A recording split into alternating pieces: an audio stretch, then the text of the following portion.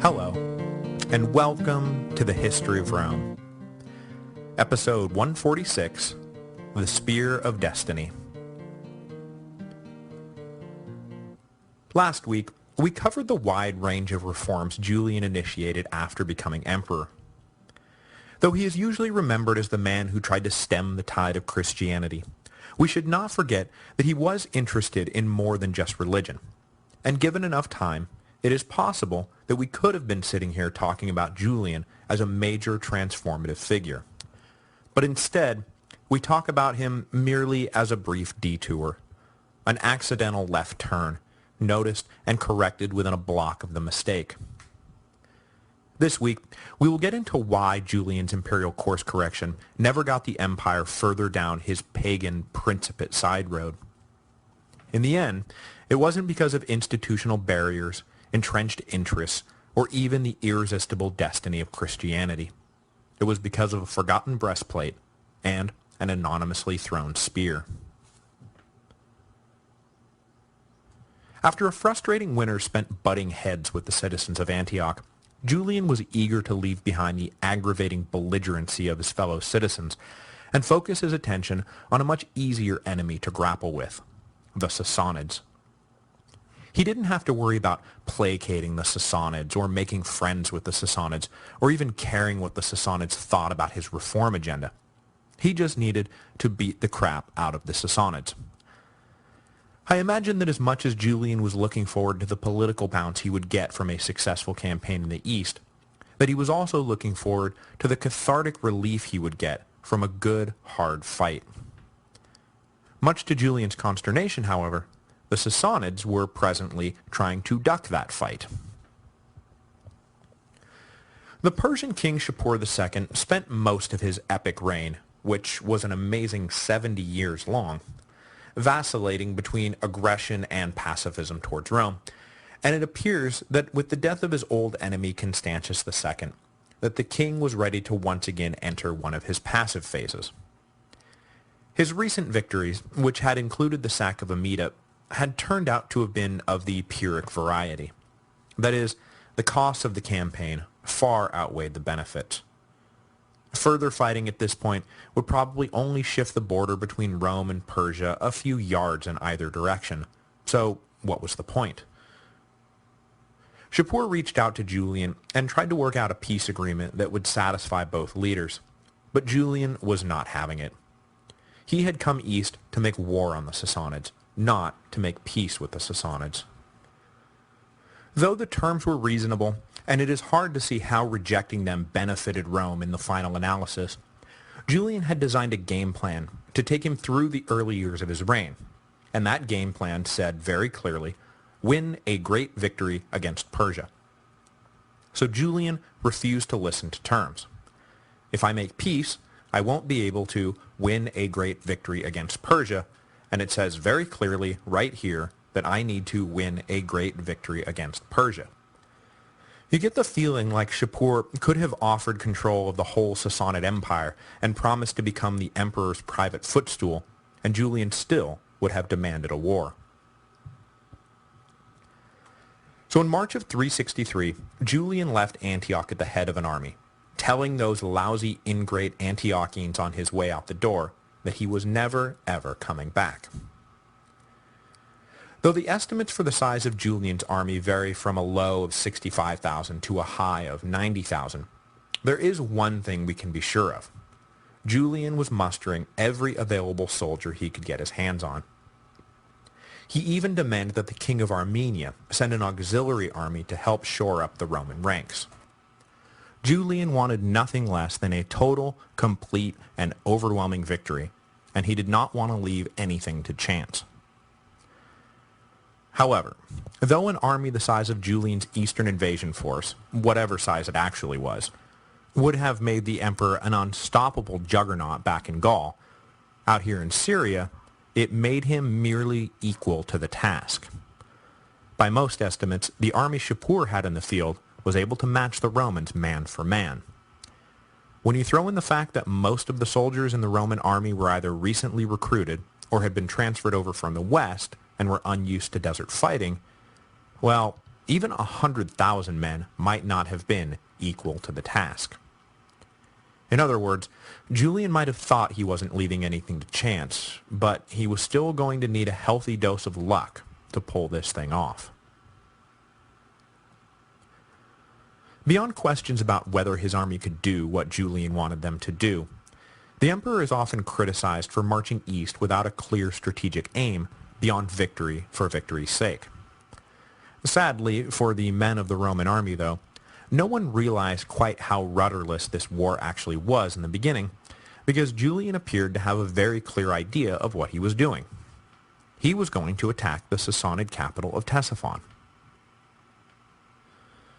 To pull this off, the emperor knew that he would need to keep Shapur off his back for a little while. The Persian king was up in the north near the Armenian border with the bulk of his veteran army, and that is exactly where Julian wanted him to stay. To keep Shapur in place, Julian peeled off 20 to 30,000 of his men, the variation depending on how large you think his overall army was, and sent them to feign an attack on Medea. The emperor hoped that in the fog of war, this decoy invasion force would be taken for the main invasion force, and confound Shapur's reaction time accordingly. Even if the king saw through the Medea feint, Julian reckoned that Shapur would, at the very least, assume the Romans would be taking the easy route down the Tigris to attack Ctesiphon, and so, while the decoy army marched northeast, Julian himself chose the tougher but less expected route down the Euphrates. Despite his lack of a coherent strategy, Julian did not neglect his logistical responsibilities, and after reaching the Euphrates, he rendezvoused with a fleet of some 1,000 ships that he had ordered constructed to keep the food and munitions flowing. With his years in Gaul marked by constant supply problems, Julian was making damn sure that he would not have to worry about some latter-day Barbatio seizing his grain and burning his supply transports. The preparations were complete by early April, and Julian spent the next month methodically making his way south towards the Sassanid capital. As the Romans marched, they seized control of any cities or military outposts they happened by. Since the majority of these were only lightly garrisoned, the resistance they met during these first few weeks was sporadic and short-lived. It wasn't until they were closing in on Ctesiphon that Julian and his army finally ran into some real pushback. 2 cities in a row shut up their gates and attempted to resist, and though in both cases the Romans won after a quick, hard battle, the fights did lay bare the realities of siege warfare in the desert heat. As the Roman army neared Ctesiphon, the big question became how to get his men and his 1,000 ships over to the capital. You see, part of the reason the approach along the Tigris was easier was because Ctesiphon is actually located on the Tigris. Having tens of thousands of soldiers and 1,000 supply ships doesn't do you much good if you're, on the complete wrong river. The obvious answer was to take the long way around. That is, head down to the confluence of the rivers and then turn around and row upstream. But that route was arduous and fraught with danger, and Julian had no intention of exposing his army if he didn't have to. And he was pretty sure that he didn't have to. You see, Julian knew a little secret that had been lost to the ages. Once upon a time, the kings of Persia had built a canal connecting the Tigris and Euphrates rivers. But due to excessive flooding, the canal had long ago been blocked up, and now sat around as an innocuous dry ditch. Julian located this royal canal, and had his men knock out the dam that kept the long-forgotten channel dry. Just like that, the Romans had a straight path from here to there. Thus, in mid-May of 363, the Sassanid garrison defending Ctesiphon was dismayed to discover a massive Roman invasion fleet descending on them not from the north or from the south, where attacks were to be expected, but from the west, which, wait, what? With Shapur stalled, but by this point no longer completely fooled, by the decoy army in the north, the soldiers defending Ctesiphon were also dismayed to learn that they were on their own. At this point, Julian had to have been delighted by his prospects, and even more delighted by the result of the initial encounter between his men and the Ctesiphon garrison. The Persians lined up for battle in front of the city, but rather than attack them directly, Julian spent the day lulling them into a false sense of security by making a big show of settling in and not paying much attention to the opposing army. But as soon as night fell, Julian ordered a surprise attack. The resulting battle lasted well into the next day, and eventually the Sassanids were pushed back into the city. But critically, the Romans did not immediately follow up this success, and they retired before capturing the city in one fell swoop. Which is unfortunate, because that day's battle would prove to be the high point of Julian's invasion. From that moment on, it was pretty much all downhill. The first thing that struck the Roman officers the next morning, and the first thing that makes us think that perhaps Julian had not thought this through fully, was the impressive defensive fortifications Ctesiphon now boasted. You'll recall from past episodes that sacking Ctesiphon was practically a rite of passage for Roman emperors there for a while, and really, all they had to do was show up and the city would surrender. But the advanced fortification techniques that had begun cropping up at the end of the 3rd century were not a strictly Roman phenomenon. Even with his full army, and he was still waiting for the decoy army to rejoin his main force, it would take time and effort to dislodge the Sassanids now that they were settling in for a siege. More to the point, the Romans would probably be unable to take the city before Shapur arrived with the main Persian army. And even if Shapur took his time getting to Ctesiphon, the royal canal, the one that had been closed because of excessive flooding, well, it was now flooding and creating a malaria-ridden swamp for the Romans to camp in. So, where did that leave them? What was the plan now? Initially, Julian argued in favor of launching the siege anyway, but in the command tent, he was pummeled by a nearly unanimous officer corps that told him in no uncertain terms that, in their professional opinion, a siege would be suicide. Finally, Julian relented and agreed to call off the assault. So, okay, now that that's settled, what's the new plan? Sacking Ctesiphon would have been nice, but what was the greater purpose it would have served? It's clear we need to change our approach, so what's our overarching strategic goal? Maybe we can rejigger our methods and achieve the same result? Are we trying to conquer Persia? Are we trying to remove Shapur from power? Are we simply trying to force him to give us a better peace deal? What are we doing out here? Though we do not have a solid record of these meetings, it appears that Julian did not really have answers to these questions. Sacking Ctesiphon had likely been an end unto itself.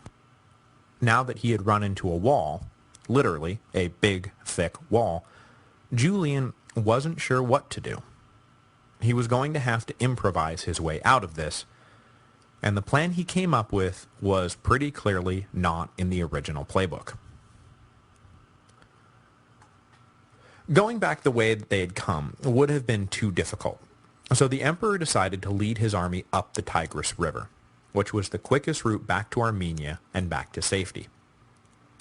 The Roman soldiers were understandably skeptical of this plan. I mean, isn't that the direction Shapur is coming from? But they went from skeptical to appalled when they learned the next part of the plan, that Julian was also planning to burn the 1,000 supply ships. It would have been much too difficult to haul them all back upriver, and leaving them behind meant leaving them gift-wrapped for Shapur.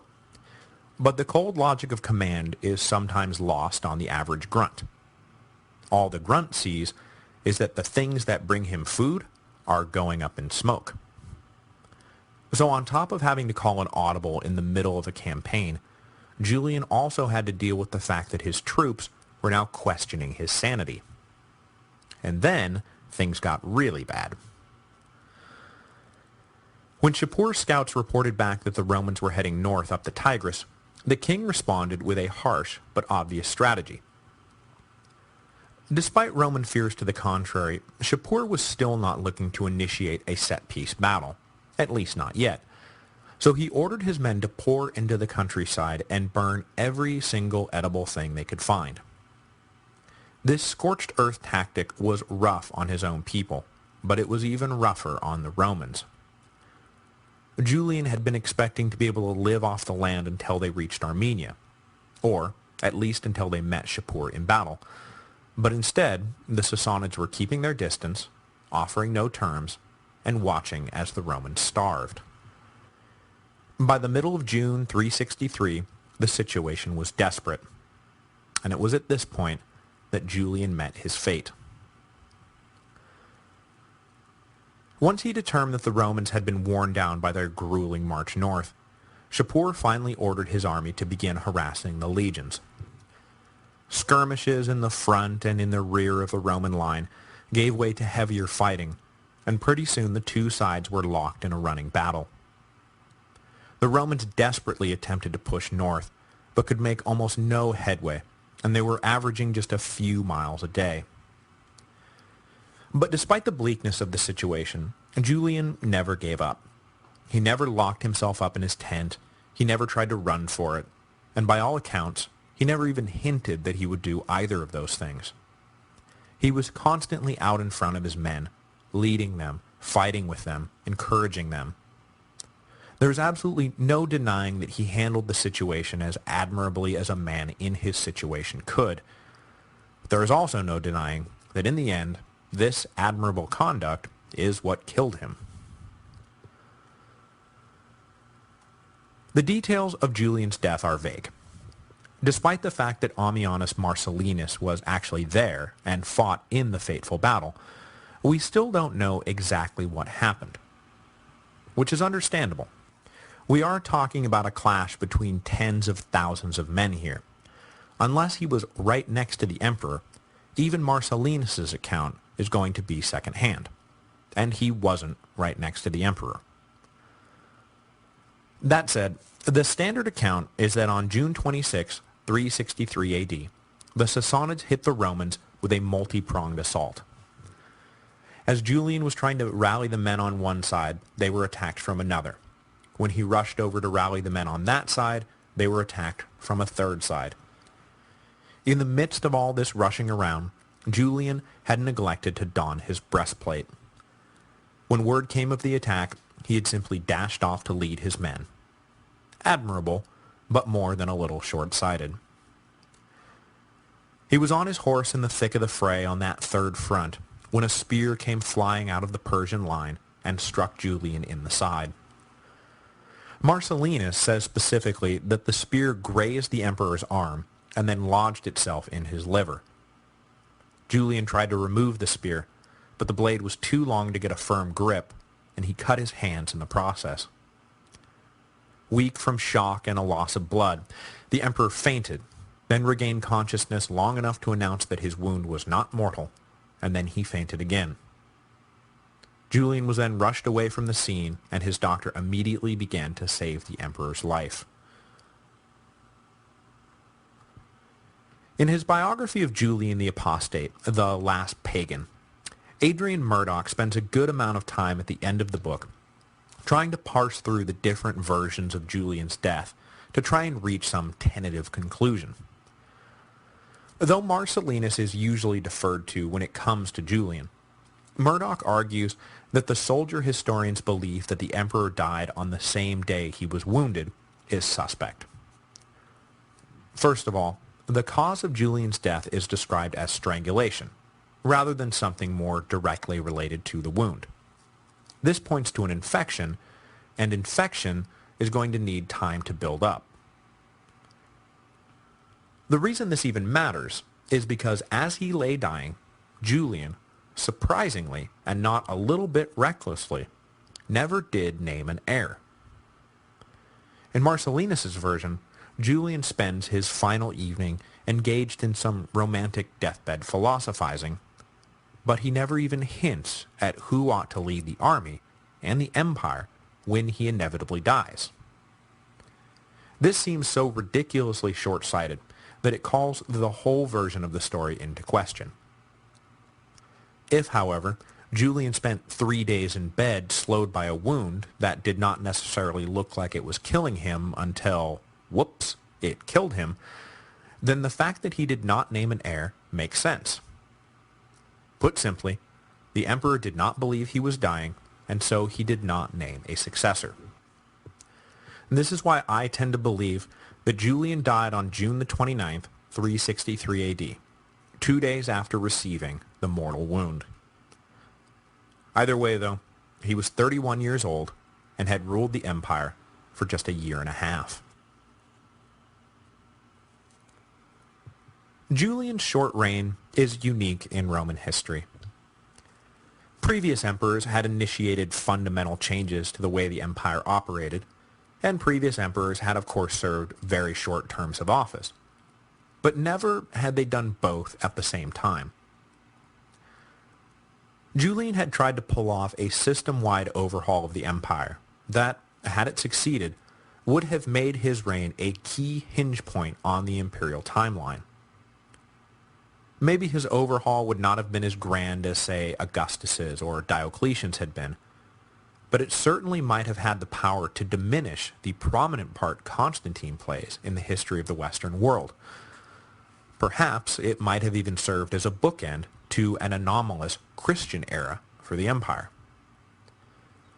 But the other emperors who dreamed big had the luck to serve a long time and see their reform cemented into the bedrock of the system.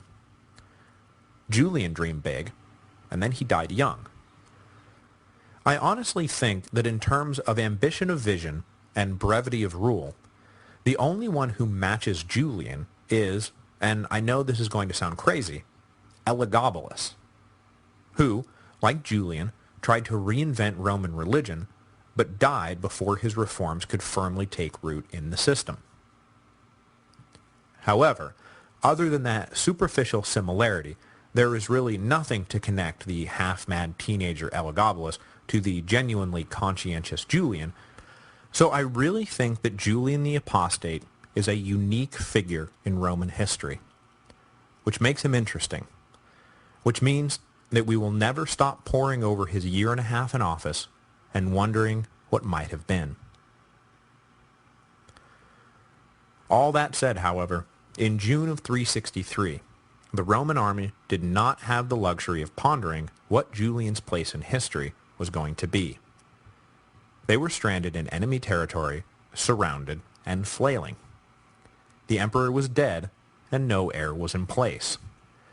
In other words, disaster loomed. Next week, Julian's officers will attempt to pick up the pieces and avert said disaster.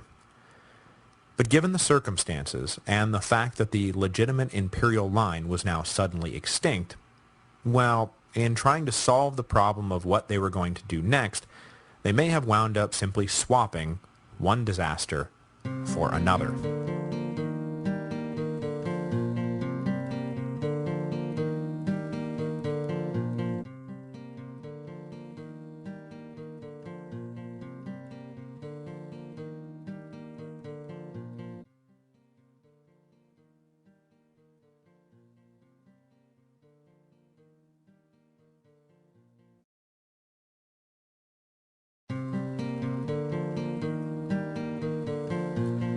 Hello, and welcome to the History of Rome.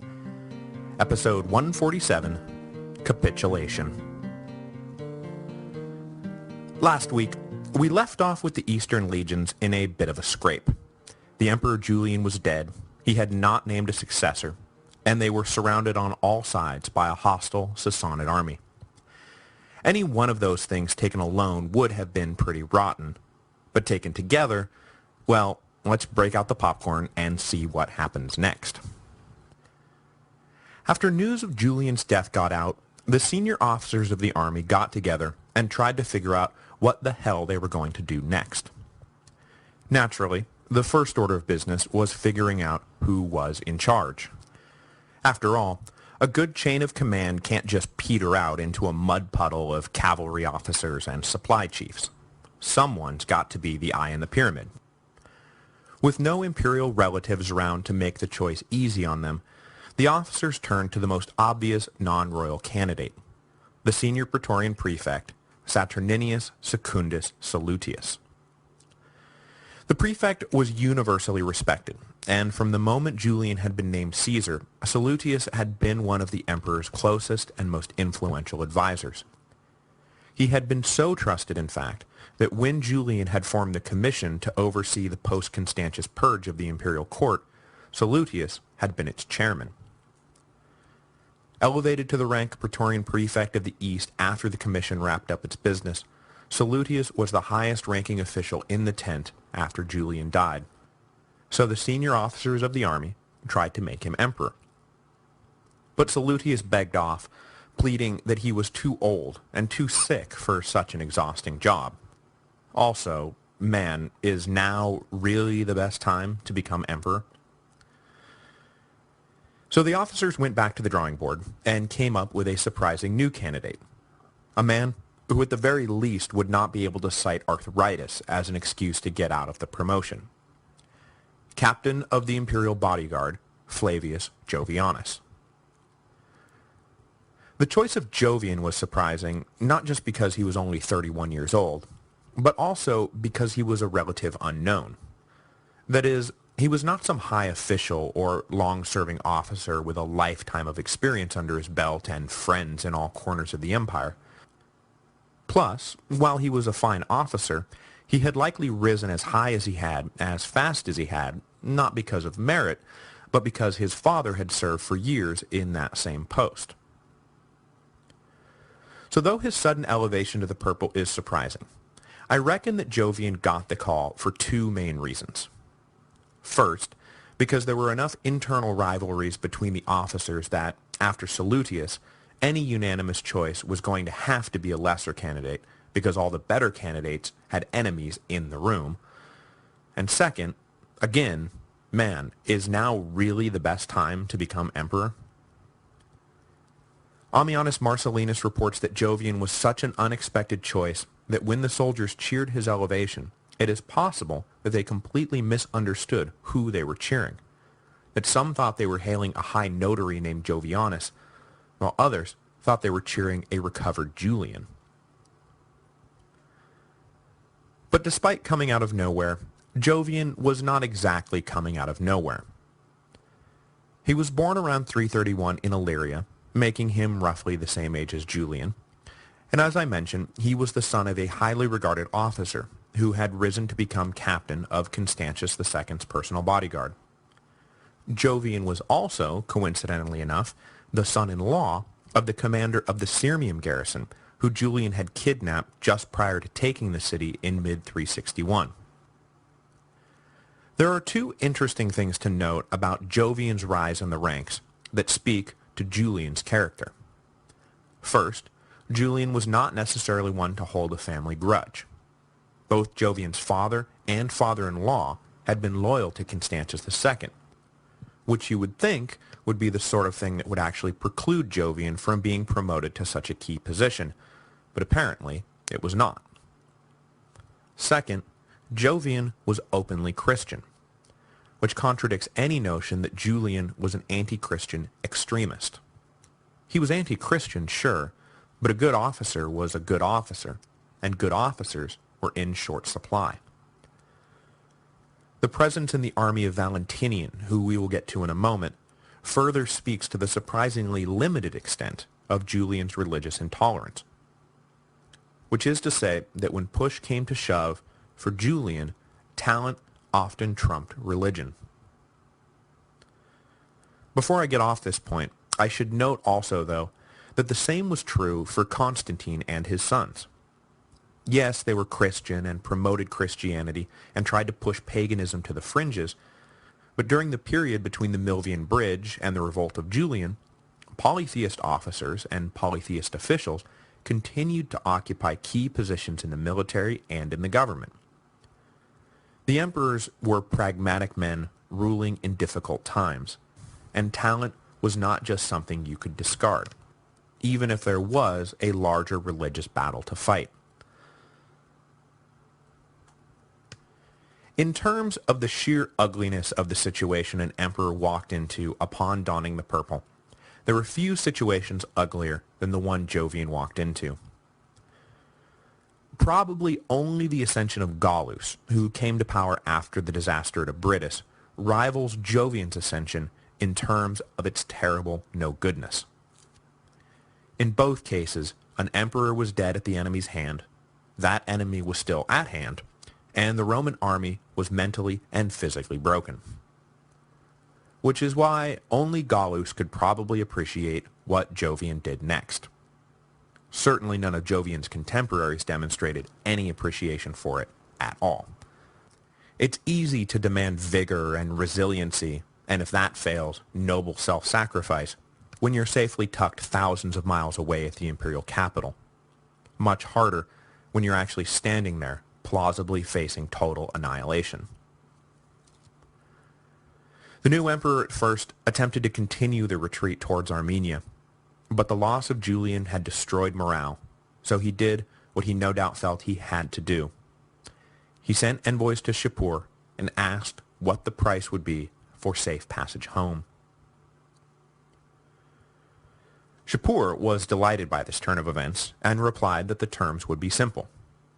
Give back all the territory ceded to Galerius by the Treaty of Nispus, exactly what the Sassanid king had demanded of Constantius back in 357. This meant the Romans would have to evacuate all the fortress cities that had acted as their forward line of defense and pull out of all the territory they occupied on the far side of the Tigris. The one added term Shapur tacked on was a guarantee of Armenian neutrality in all future conflicts between the two empires. The terms were harsh and essentially amounted to total capitulation for the Romans, but Jovian had little choice. For him, the deal boiled down to capitulate with your army left intact, or capitulate after it has been destroyed.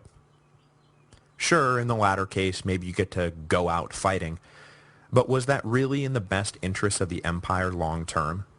To lose its whole eastern army in battle just for the sheer stubborn glory of it all? Jovian, probably glad Shapur wasn't asking for more, accepted the terms. The Romans were granted safe passage back to Syria. Julian had gone out looking for victory for victory's sake, and the army instead returned with nothing to show for it but defeat for the sake of survival. Now, I would be remiss if I did not point out that there is another way to look at the Roman surrender. For example, Ammianus Marcellinus states that Jovian misunderstood the tactical realities of the situation, that the new emperor was mistaken in his belief that the cause was hopeless, because Shapur was actually much weaker than he appeared. And it is worth asking a few questions. If the cause was so hopeless, why hadn't the Sassanids crushed the Romans yet? If the cause was so hopeless, why had Shapur asked only for withdrawal from the land beyond the Tigris? Why not demand all of Mesopotamia? Why not demand the Roman army lay down its arms before they headed home? The answers to these questions no doubt lie in Shapur's own evaluation of the situation, which likely jibes with Marcellinus's assessment. That the Romans were run down, but they weren't beaten yet. That it was best not to risk asking the Romans for too much, because if they decided they had to fight on, well, this isn't exactly a case of the ant begging the foot for mercy. Shapur clearly did not think he held the lives of the Romans in the palm of his hand. Otherwise, the terms would have been even harsher. Indeed, if Jovian had decided to keep on fighting, it is very possible that the fortunes of war could have turned this all from a Roman debacle into a Roman victory, a fact the Sassanid king must have been acutely aware of. So, when the emperor came calling, Shapur jumped at the chance to end this thing on favorable terms. Remember, he had never wanted this war in the first place because he did not think he was strong enough to beat the Romans without it costing him big time. All that said, however, a strategy that pins its hopes on the fortunes of war suddenly turning your way risks an awful lot. In this case, it meant risking the safety of the entire Eastern Empire. If the expeditionary army was destroyed, then there would be nothing to stop Shapur from sacking Antioch, and maybe even from sacking Alexandria. It was just that simple. At a minimum, any further fighting would just mean more dead Roman soldiers. Not dead for any purpose, but dead because the invasion had been a bad idea, poorly executed, and no one wanted to admit it. Sometimes you just have to grit your teeth, tip your cap, and go home. And what was the cost? Some land beyond the Tigris? No one was ceding Syria. No one was handing over Egypt. Jovian was accepting mild defeat rather than risk appalling defeat. Was it the optimum outcome? Of course not.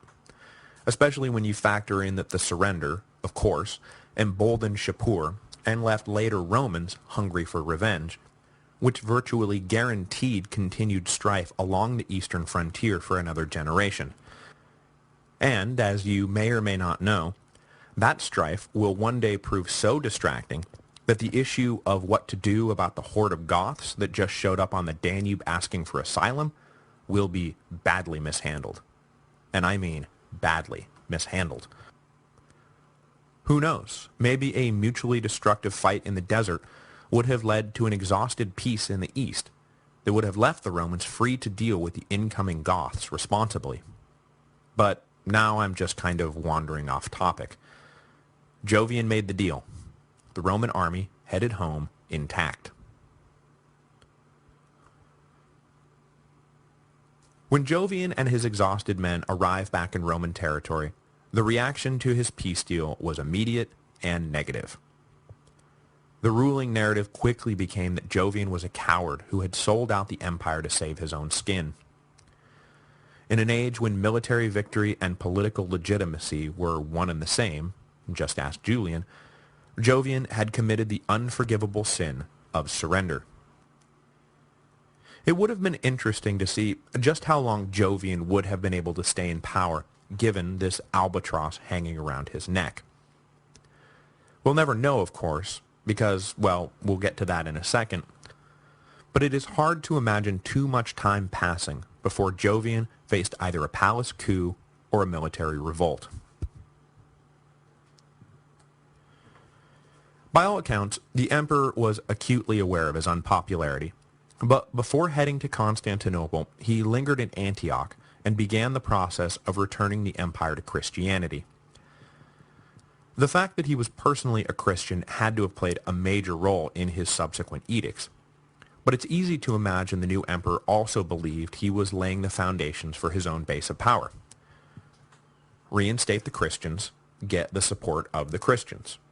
Isn't that how these things work?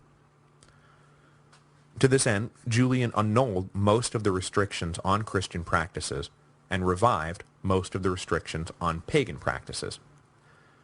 The empire would never again return to its polytheistic roots. In November of 363, Jovian felt that things were settled enough in the east that he could afford to head to Constantinople and face his political unpopularity head-on. He knew that he was likely walking into a viper's nest of backstabbers, because, after all, in addition to being the man who had surrendered the eastern legions, he wasn't even a member of the Constantinian dynasty, so who did he think he was anyway? It was going to be a tough sell, but Jovian was a tough guy, and ready to do what he had to do to secure the throne for years to come, except, yeah, it's not going to happen. In February of 364, Jovian was heading down the home stretch in between Ancyra and Nicaea when he suddenly died. Some sources point to carbon monoxide poisoning, while others point to poison mushrooms. A few later sources take it on faith that the emperor was assassinated, but most modern scholars seem to come down squarely on the side of a freak accident. I, for one, am under the impression that Livia did it. Whatever or whoever it was that killed Jovian, he was 32 years old when he died and had ruled the empire for just 8 months. I hate to say this because I'm fairly sympathetic to Jovian, but I think his death was a blessing for Rome. I really don't see how the empire survives the next few years or even the next few months without some kind of disastrous civil war. There had already been riots in Milan when Julian's death was announced, riots that wound up killing Jovian's father-in-law, by the way, who had been the one to read the announcement. Jovian was a political newcomer. He had no connection to the previous dynasty, and he had just surrendered to the Sassanids. You take these three things together, and you get big red flashing lights going off in the head of every ambitious general and prefect in the empire. Though Rome would still have to deal with the brief revolt of Julian's maternal cousin Procopius, I don't think that that even touches the kind of civil discord that probably would have broken out had Julian lived. That's just speculation on my part, but I think the combination of Valentinian and Valens offered a much stronger imperial hand than Jovian would have ever been able to provide. Which brings us to Valentinian and Valens. Who are Valentinian and Valens, you ask? Well, I'll tell you. The former was a highly regarded officer who was in the right place at the right time, and the latter was that guy's brother. Flavius Valentinianus had been born in 321 in Pannonia, and was the son of an important general named Gratianus.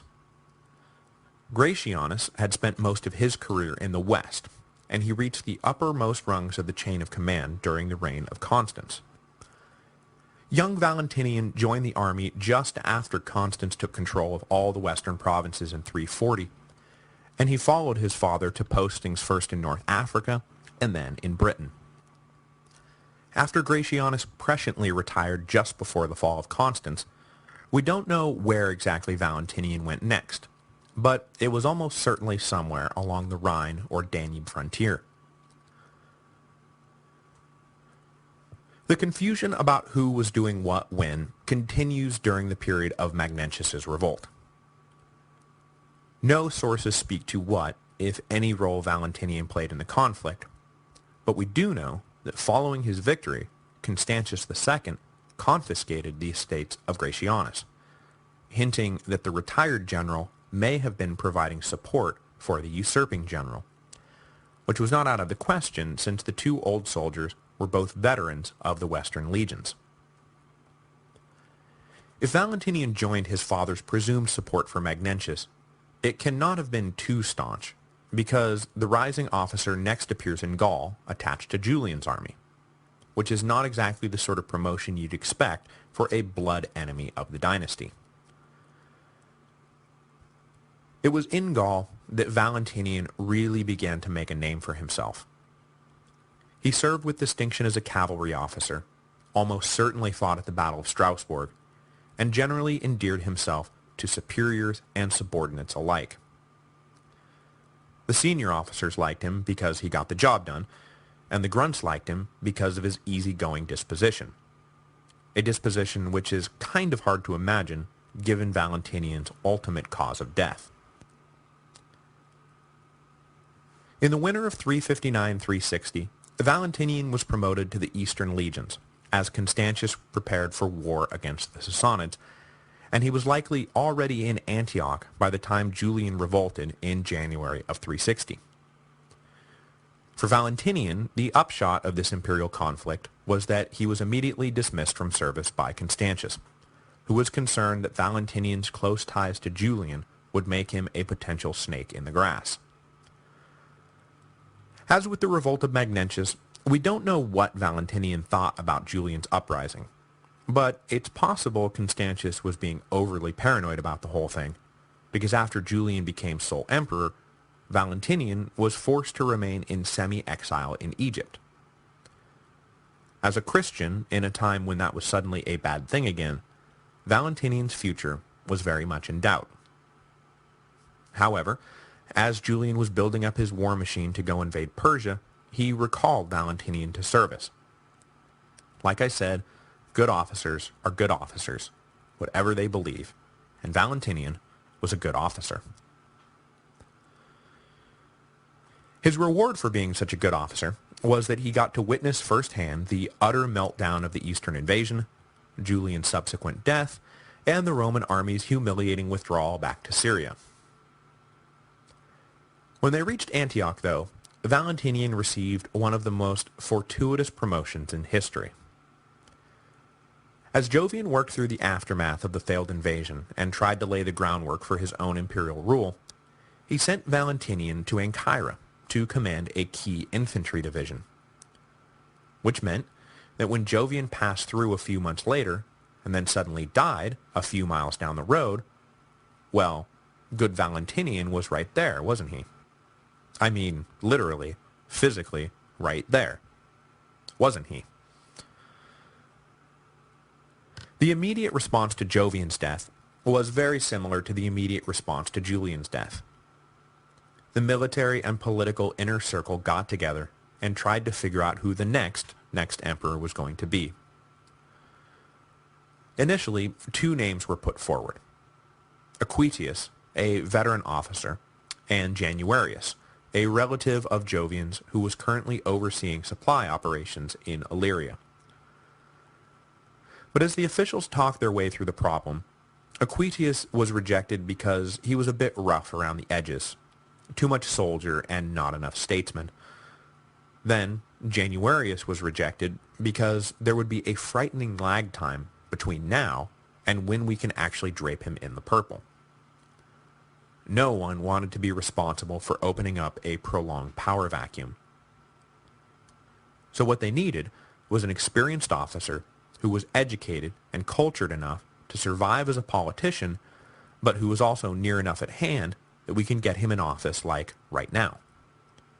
And then someone mentioned Valentinian, who they had just passed a few days back. And they all liked and respected Valentinian, and the men seemed to like and respect Valentinian, and he's pretty well educated, and hey, I think we have our man. A messenger was sent at once to fetch the no doubt surprised, but apparently willing Valentinian, and on February the 26th, 364 AD, he became emperor of the Roman Empire. When he emerged to address the assembled troops, however, they greeted him more as an angry mob than as joyful subjects. With all the backroom picking of emperors lately, the soldiers were starting to feel left out of the process. But Valentinian assured them that the needs of the army would always come first, and that they had nothing to fear from Emperor Valentinian. After all, was he not one of them? With the army now pretty securely on his side, Valentinian next had to shore up political support for his new dynasty. To this end, one of his first acts as emperor was to announce that he would be appointing another emperor. With the East not at all secured, and the West shaky at best, appointing a second emperor would ensure that everyone would have the imperial authority they needed to respond to crises when they needed it. A few weeks later, Valentinian completed Jovian's journey and arrived in Constantinople, whereupon he announced his choice for co-emperor, his brother Valens, the man who, as I'm sure you already know, will one day ride out into a swarm of Goths at the disastrous Battle of Adrianople, never to return.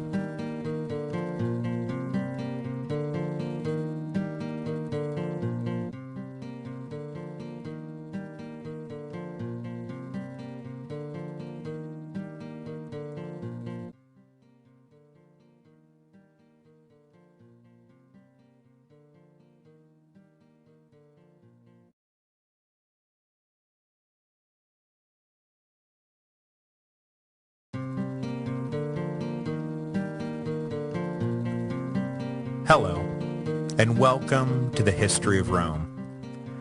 Episode 148, The Cousin's Cousin. In March of 364 AD, the recently elected Emperor Valentinian promoted his brother Valens to the rank of co-Augustus. Though this was not the first time blood brothers would share control of the empire, it was the first time that blood brothers would share control of the empire without also wanting to tear each other's throats out. Caracalla and Geta, the sons of Constantine, these men were bitter, murderous rivals. Valentinian and Valens, on the other hand, would prove to be partners. The new emperors were, of course, not without their faults, but constantly trying to take each other out at the knees wasn't one of them. Their example not only built the foundations of the fairly stable Valentinian Theodosian dynasty, but it also firmly entrenched an east-west division of the empire as the permanent form of imperial administration. Aside from the few years that Theodosius will stand as the sole ruler of the empire at the end of the century, this was it. This was when East really started to become East, and West really started to become West. It didn't have to happen like it did, and at any number of points, the growing gulf between the two halves of the empire could have been narrowed rather than widened. But it didn't happen like that. And so the reign of Valentinian and Valens retroactively becomes something of a milestone. At the time, of course, it was just another day in the life of the Roman Empire. Imperial power sharing was a well-established practice, and so the fact that Valentinian and Valens were about to divide up the empire did not look to contemporaries like much of a milestone at all. After the promotion of Valens, the two new co-Augusti traveled west together on a brief tour of the Danube provinces. When they arrived at Sirmium, just 50 miles from where they had been born, they called a conference of all the senior court officials to hash out who was going to get what. As the senior Augustus, Valentinian had first dibs on territory, and he elected to take the western provinces and govern from Milan, leaving Valens to take the eastern provinces and govern from Constantinople. This seems like an odd choice for Valentinian to make, not just because Constantinople was the central capital of the empire, but because at the moment, the biggest issue facing Rome by far was how to properly manage the eastern border following Jovian's peace treaty with Shapur. You would think that as senior emperor he would want to personally be there to oversee the situation. But I think the fact that Valentinian spent almost his entire career in the West makes this choice obvious. He knew the western provinces, and he knew the people of the western provinces, and he had strong ties to the army of the western provinces, so it makes sense that he would want to rule the western provinces. Valens, on the other hand, had no strong ties one way or the other. Unlike his elder brother, he had not initially followed their father into the service, and after Valens was born in 328 AD, he apparently spent the majority of his first 30 years just kind of kicking around the family estates in Illyria. It was not until the early 360s that Valens finally joined the army, most likely on the recommendation of Valentinian, as Julian was preparing for his invasion of Persia. This meant that the only military experience Valens had prior to becoming emperor was a couple of months wandering around the desert and one good, humiliating surrender. Given this inexperience, I think Valens winds up acquitting himself fairly well over the course of his imperial career, Adrianople notwithstanding. For the rest of 364 and into the summer of 365, the brothers enjoyed a much-needed period of calm as they found their footing, established their own men in key posts, and generally got acquainted with the realities of running the Roman Empire. But the calm spell was to be short-lived. In late 365, the you-know-what hit the you-know-what, and both emperors found themselves waist-deep in the really real realities of running the Roman Empire: internal revolts and external invasions. Pretty much par for the course. We'll deal more extensively with Valentinian's problems in the West next week, because this week I want to focus on Procopius's revolt and Valens's response. But just to set the Western stage a little, Valentinian's ascension to the throne wound up triggering a whole new round of Alemanni aggression. According to Ammianus Marcellinus, the basic story is that in 365, a collection of German chiefs came around for the annual giving of gifts that cemented the friendship and partnership and blah blah blah between the Alemanni and the Romans, and became mighty incensed when they saw what the new emperor Valentinian was offering. I think the modern analogy would be that the German kings were used to a nice cash bonus, and Valentinian was giving them an envelope full of Olive Garden coupons. They protested, but were dismissed without even being granted an imperial audience. On their way back home, they talked themselves into a frenzy over the insult, and resolved to teach this arrogant new emperor a lesson. As in, let's see how arrogant he is after we completely overrun Gaul. Now I should note that this might not be the whole story, or even the real story, of how the Alemanni came to want to invade the Roman provinces again. It is hard to tell sometimes how much of Marcellinus's depiction of Valentinian is really accurate, and how much of it is just negatively biased slander to make Marcellinus's hero, Julian, look even better. Apparently, though, this sort of high-handed treatment of foreign embassies was a noticeable pattern throughout Valentinian's reign. Or, at least, Marcellinus wants us to think it was a very noticeable pattern. Like I say, sometimes it's hard to tell. According to the legend, Valentinian learned that an army of Alemanni were invading on November the 1st, 365 AD. But by the end of that day, he was not preparing to march to the Rhine and push the Germans back, but was preparing instead to march for Constantinople. Every one of his friends and advisors begged him to stay, to not abandon Gaul right now at this critical hour, and to stay until the Alemanni were driven off. After all, it was his duty as emperor to be here for his people. But Valentinian was far more concerned about the other piece of news he received, supposedly, on that same day. One of Julian's maternal cousins, a man named Procopius, had seized control of Constantinople and had himself declared Augustus. No one knew if Valens was alive or dead. No one really knew what the situation was, so Valentinian was determined to head east and deal with the usurper head on. But hot on the heels of the initial reports were further reports that Valens was alive and had been marching towards Syria at the head of an army when Procopius seized Constantinople. So after another round of badgering from his friends and advisors, Valentinian reluctantly decided to remain in the west and deal with the Alemanni threat, and leave Procopius to his brother. The emperor would later say that because the Germans were a threat to the empire, while Procopius was merely a threat to his own family, that he had no choice but to stay and see to the safety of Gaul. Which meant that Procopius was now Valens's problem, and Valens's problem alone. It would be his first test not just as an emperor, but as a military commander, and though things started out a bit rough, I think in the end he acquitted himself nicely. After parting with his brother, Valens had returned to Constantinople, where he spent the next year or so getting to know his half of the empire. Though things on the eastern border with Persia were relatively quiet for the moment, it was obvious to everyone that it wasn't going to stay like that forever. As 364 gave way to 365, more and more reports began to filter in about the movement and machinations of Shapur.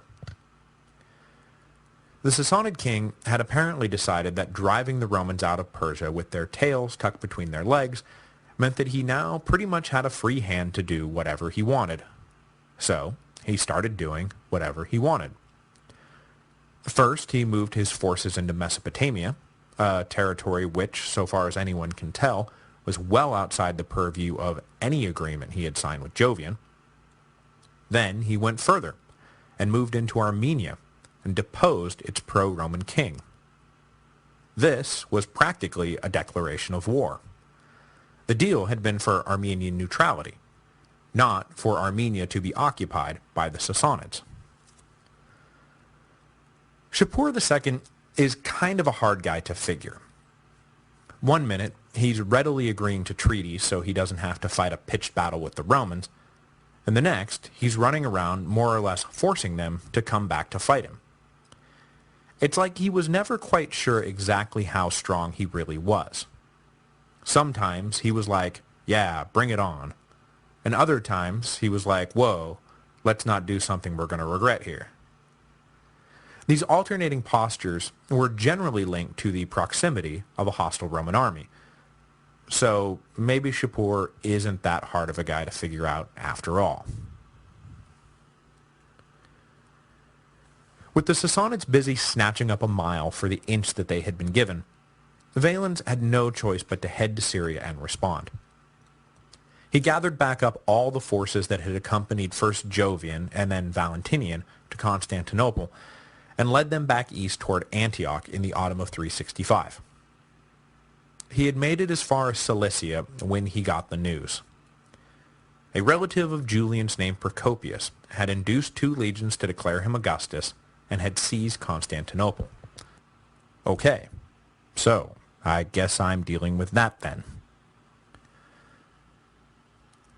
The natural question to ask at this point is, who the hell is Procopius? Well, Procopius was one of the maternal cousins of Julian the Apostate, and thus one of the last men left with any kind of connection to the now otherwise extinct Constantinian dynasty. He had been a trusted advisor during Julian's brief reign, and had actually been the man who led the decoy army that had distracted Shapur during Julian's invasion of Persia. This meant that he had not been there when his cousin died. Had Procopius been there, his familial connection might have led the officers to select him instead of Jovian, but that is merely a possibility, because Procopius was not exactly a beloved man in the ranks. For example, the fact that he was not with the main army when Julian died was a cause of much irritation within the senior staff, who wound up feeling like the whole debacle could have been avoided had Procopius pushed harder to link up with the rest of the army instead of taking his sweet time marching south and leaving Julian unreinforced. But whether Procopius would have been chosen is neither here nor there, because he wasn't. And when the decoy army finally did link up with the main army, Jovian was emperor and the Romans were in retreat. We have conflicting accounts of what happened next. According to Zosimus, Procopius met with Jovian and asked permission to retire to public life, a request that Jovian granted. According to Marcellinus, though, the minute Procopius heard Jovian was in charge, he went into hiding, fearing that his connection to Julian would lead Jovian to see him as a threat. Either way, when Jovian died 8 months later, Procopius was out of the public eye and likely living somewhere near Cappadocia. Though there is some ambiguity about the attitude of Jovian towards Procopius, there is no ambiguity about the attitude of Valentinian and Valens towards Procopius. They didn't like him or his connection to the Constantinian dynasty one bit. So, shortly after becoming co-emperor, Valens ordered some agents to go track down Julian's cousin and arrest him. Procopius managed to give his would-be captors the slip, and for the next year or so, he fell completely off the radar. Then he showed up in Constantinople in September of 365, and suddenly was on everyone's radar. Procopius had apparently decided while he was in hiding that his best chance of survival was to go big. Eventually, he was going to be betrayed into Valens' hands, so why not take a shot at cutting off those hands before they could get to him? Opportunity knocked when Procopius learned how dissatisfied the people of Constantinople were with Petronius, the emperor's father-in-law, and the man Valens had left in charge of the city when he had gone east. Apparently, Petronius was one of those his cruelty is matched only by his greed types. So, with the emperor's representative thoroughly unpopular, and the emperor himself moving further away by the day, Procopius figured that now was his best chance at pulling off a coup. So he snuck into Constantinople and began feeling out possible conspirators. He had the good fortune to stumble upon 2 legions passing through the capital, who just so happened to have been loyal to the Constantinians in general, and Julian in particular. With the usual promises of great reward, the men of these legions pledged themselves to Julian's cousin, hailed him as Augustus, and helped him seize control of the imperial palace. I haven't been able to nail down Petronius's fate, but I would guess that if he didn't escape, then he was put to death. At first, the citizens of Constantinople seemed more bemused by Procopius's coup than anything else. But the would-be emperor was a savvy operator, and launched a concerted propaganda campaign to win their support. First, he paid a few incoming travelers from the west to tell anyone who would listen that Valentinian had actually died. So it's not like I'm usurping anyone here.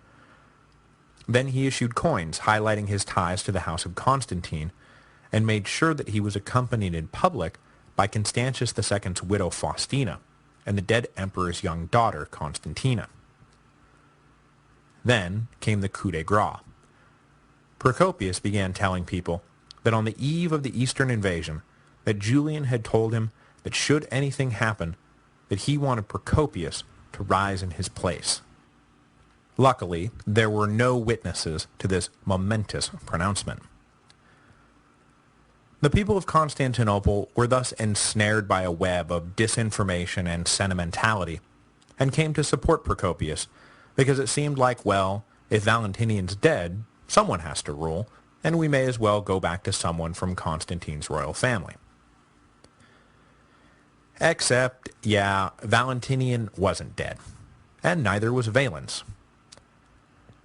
The Western Augustus, as I already mentioned, was all set to march east until he was talked out of it by his advisors. Meanwhile, Valens was at first unsure of what to do. He had only been in office for a year, had no real legitimacy of his own besides the fact that he was Valentinian's brother, and here a member of the old imperial family had seized control of the capital. His thoughts turned first to the merits of abdication and suicide. But after passing through this dark night of the soul, Valens, prompted by supportive officers, resolved to fight for his throne. But he had a problem. He didn't really have much of anyone available to fight with. When he got the news of Procopius's revolt, he was at a port in Cilicia, having just watched most of his army set sail for Syria. He was supposed to follow himself with the last few ships, but now, well, now what should he do?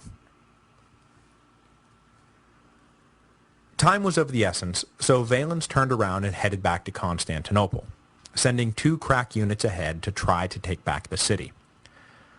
But this force was not nearly strong enough to get the job done, and when they arrived, Procopius simply talked them into coming over to his side. When Valens himself arrived on the east side of the Bosphorus with his small army, and began operations to re-secure the strait, he was driven off and nearly captured by the surprisingly stiff resistance of Procopius's men. With a light and quick retaking of Constantinople now out of the question, Valens withdrew back to Ancyra to wait for reinforcements so he could play the old massively superior forces card. The fortunes of Procopius peaked around New Year's, when, through hook, crook, and a few well-placed bribes, he found himself controlling the neighboring provinces of Thrace and Bithynia, in addition to the territory immediately surrounding Constantinople. But that was the high water mark. He made a play at seizing control of Illyria, which would have been a huge boon to his cause, but Procopius's agents were stopped dead in their tracks by Aquitius, the general who had been a candidate himself for the imperial throne, before the court officials had settled on Valentinian. Stalled out, Procopius now found himself with a lot of outstanding promises to cover, without really having any means to pay for it all. So he began focusing all his attention on rounding up wealthy men to help finance his little revolution, rather than focusing on the small matter of the now large army Valens had gathered up in Ancyra. When the spring came, Valens descended into Phrygia, with the intention of approaching Constantinople from the south. Procopius ordered his best general to meet them, but at the ensuing Battle of Thyatira, Procopius's general was soundly defeated. The army of Valens then moved north, where they tracked down and confronted Julian's cousin directly. I imagine at this point that Procopius was getting ready to make a last stand, go down fighting in a blaze of glory, and all that. But his men didn't give him a chance.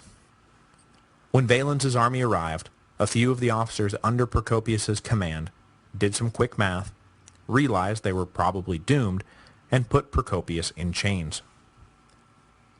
After he was handed over to Valens, the would-be emperor was immediately beheaded on May the 27th, 366 AD, about 8 months after the initial coup.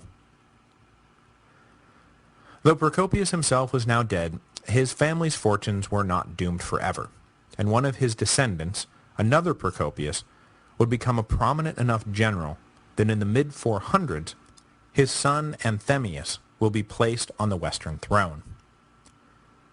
But I'm sure that was of small comfort to our now headless Procopius. So Valens survived his first real test in power, only moderately worse for the wear. He had lost a year in his dealings with Shapur, but in the process, he had firmly cemented his own legitimacy. His victory over Procopius meant that the Constantinians were out and the Valentinians were in. Back in the West, I'm sure that Valentinian, who was probably nervous about his brother's chances, received this news with a great deal of satisfaction. On top of the fact that his brother was still alive, and his brother's grip on power was now stronger than ever, it was probably nice for Valentinian just to receive any good news at all. Because since that fateful November the 1st, things had not gone well for the Western Emperor at all. At first, Valentinian had tried to deal with the Alemanni invasion by sending a couple of armies out under subordinate commanders, but both had not only failed to contain the Germans, but they had gotten themselves killed in the process. So in the spring of 365, as Valens was marching on Procopius, Valentinian sent out another army, this one headed by his master of the horse. But while this army had not gotten beat, and the master of the horse had not gotten dead, they had proved themselves to be incapable of putting the Germans away.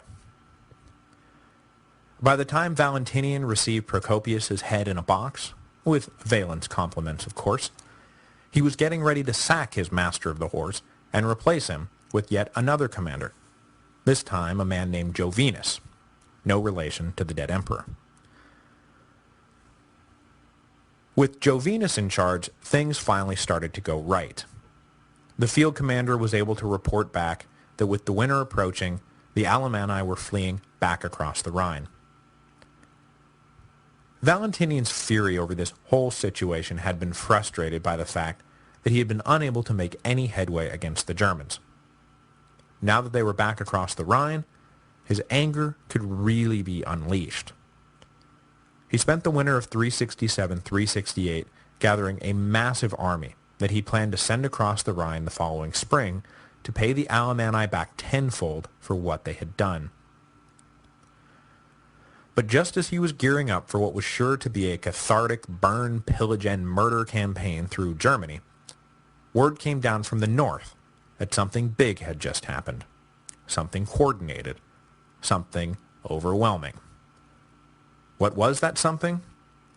What could be so important as to draw Valentinian away from his beloved punitive expedition? Could it have anything to do with the slipping imperial grip on the island of Britain? Find out next week on another exciting episode of The History of Rome, when we get our first look at one of the most famous of all the late antiquity German confederations, those damned marauding pirates, the Saxons.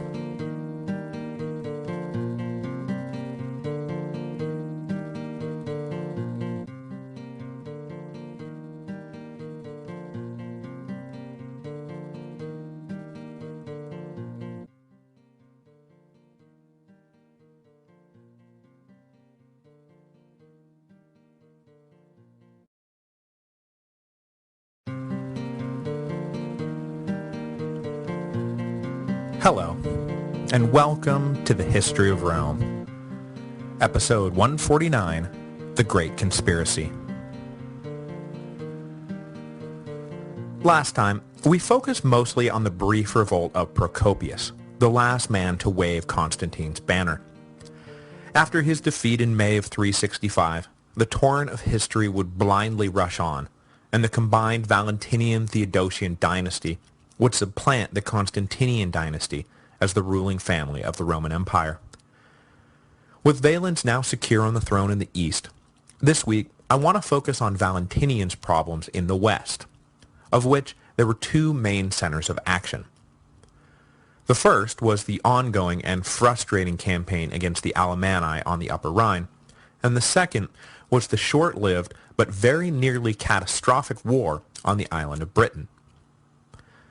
Valentinian thought that he was only going to have to deal with the former, but in the winter of 367, completely out of nowhere, the northernmost reaches of the empire were overwhelmed all at once by old adversaries like the Picts and the Franks, and new adversaries like the Saxons.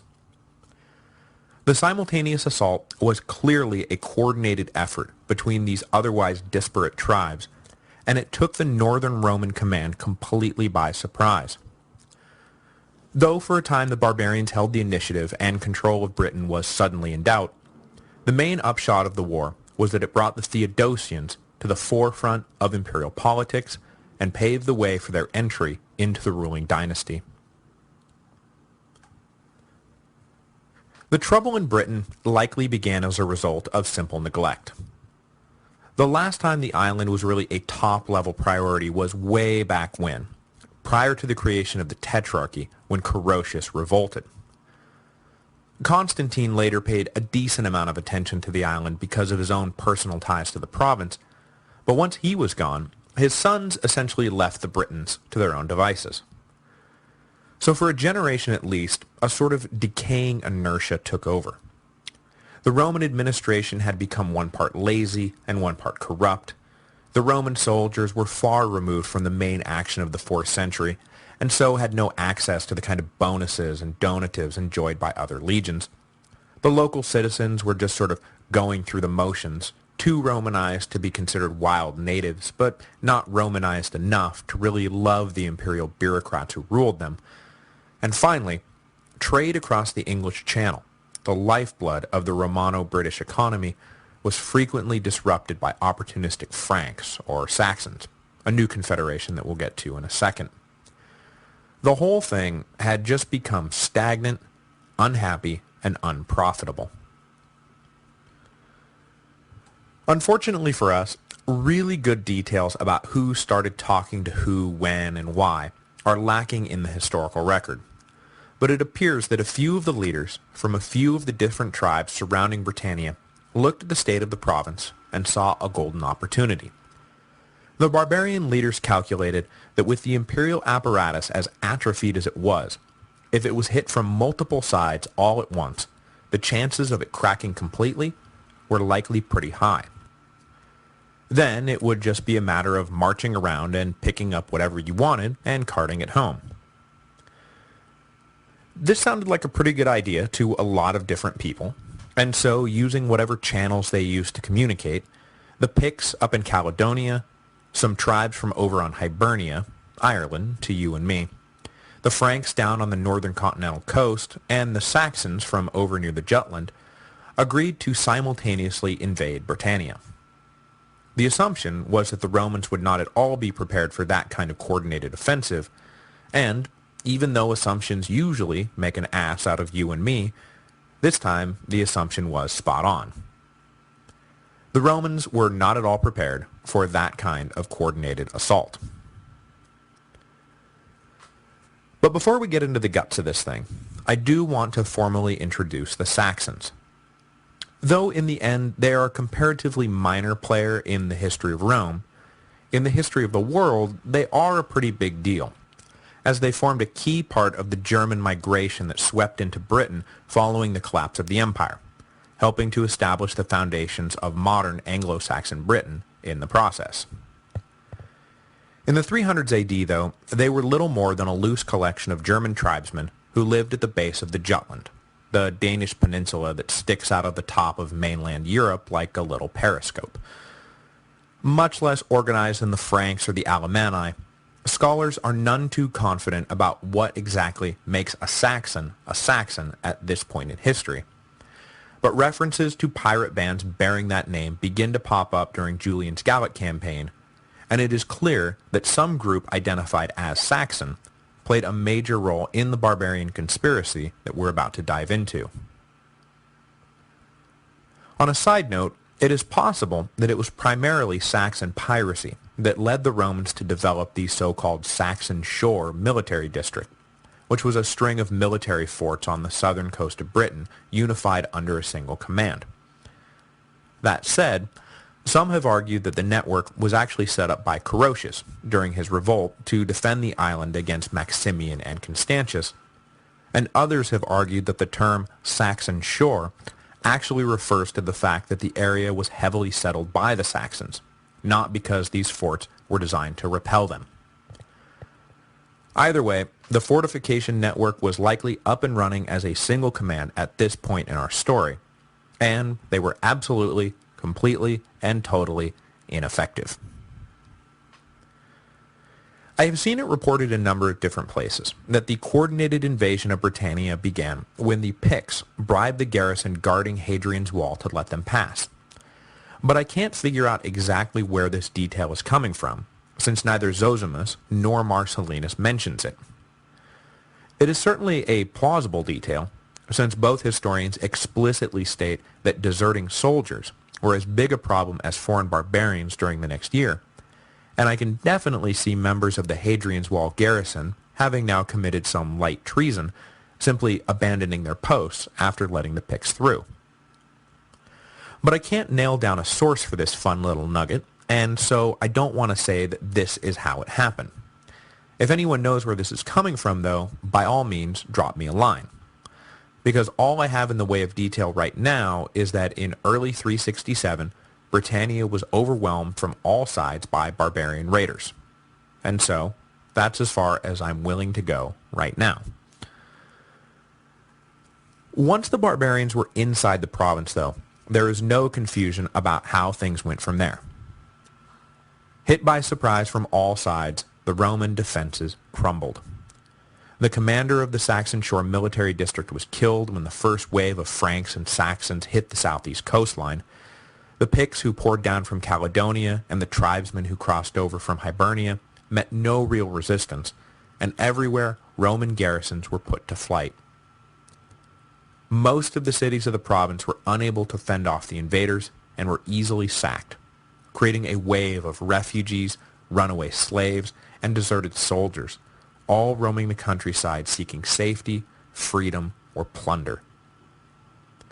The leading imperial officials left on the island gathered what forces they could in the southeast corner of the island, where they holed up in a few of the larger cities.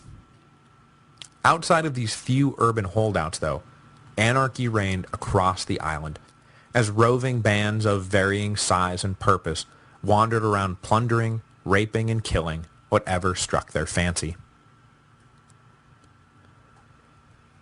Had there been any sort of larger purpose to the invasion, or any sort of coordinated political agenda to go along with the initial coordinated attack, this might have spelled the end for the Romans in Britain. After all, trade lines to the island had become harder and harder to protect over the years, and with the empire facing huge problems elsewhere, the province of Britannia, like Dacia before it, might have become a casualty of prioritization. But it appears that there was no larger purpose to the invasion. Not only were the various tribes not at all united politically, none of them appeared to even have a political agenda of their own. This was not a war of liberation for the Picts, or a war of conquest for the Franks. This was plundering for plundering's sake. And so the Romans were eventually able to reassert control over the island and hold on to it for at least a little while longer. However, in less than 50 years, the Romans will indeed withdraw from Britain for good, leaving the island to King Arthur and his Knights of the Round Table. Events up in the north unfolded so rapidly that Valentinian was essentially presented with a large-scale fait accompli. Not, the barbarians are attacking our forts in Britannia. Not, we are losing ground. Not, oh, we've lost control of some territory. But rather, Britannia is completely overrun. We are trapped behind the walls of like 3 cities and probably aren't going to be able to hold out much longer. You'll recall from last week that Valentinian was in the middle of organizing an invasion of his own. But when the first reports started filtering down from the north, he was forced to break off what he was doing and turn his attention to the problem of Britannia. Well, at least break off some of the forces he was gathering and turn their attention to the problem of Britannia. As he had shown in his dealings with the Alemanni, Valentinian's MO early in his reign appears to have been to send subordinate commanders to actually lead the Roman field armies into dicey situations. In preparation for future episodes, I've been reading up on Theodosius lately, and I think something that someone mentioned about Theodosius's military political strategy during the Gothic War applies to Valentinian as well. Namely, that since military defeat would have been a crushing blow to the emperor's legitimacy if he was actually there in person, there emerged a tendency to let subordinates actually fight the battles. Victories could be easily claimed by the emperors, as was the accepted custom, but defeats could be fobbed off on the losing general. In a chaotic and dangerous time, this strategy was not merely in the best interests of the emperor personally, but it was in the best interests of the empire as a whole. Stability at the top of the political pyramid has real value. By not risking defeat, the emperors ensured that there would be no crisis of political legitimacy to go along with some crisis of military defeat. As we will soon see, this strategy was not as completely entrenched as it would become during the Byzantine era, but it was working its way into the imperial fabric. As when the Alemanni crossed the Rhine in 365, it took a little while for Valentinian to find a commander whose victory he could take credit for in Britain, rather than a commander whose defeat he needed to distance himself from.